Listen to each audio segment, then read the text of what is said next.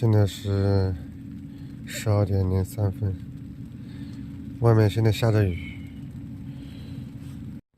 今天注定是个不眠夜。唉，怎么会突然下雨呢？烦死了！明天骑行肯定有一些影响，包括我收拾帐篷装备一些的。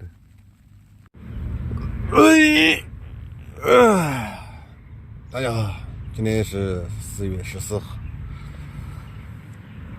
哎呀，还好外面雨没有下大，昨晚下了点小雨，后来就停了，还行。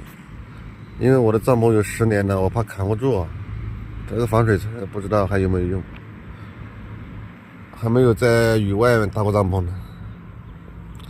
还行，起床，美好的一天从今天开始。昨晚下的雨，帐篷都打湿了。它外面湿了，里面有一点点透。我估计这个防水层不行了，到后面再看吧，不行就换。我要去成都了，成都我来的感觉最少有10次了。以前搭车徒步去过，坐飞机去过，自驾去过，现在是骑摩托车去过。去了很多次了，走，出发！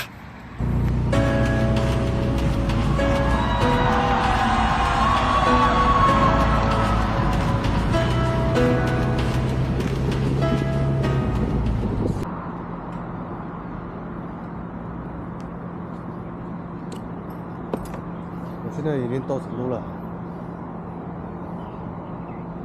离我去的地方还有60公里左右吧。吃点饭，再走。下来吃一个肥肠面，这边肥肠面还可以吧？我快要到地方了。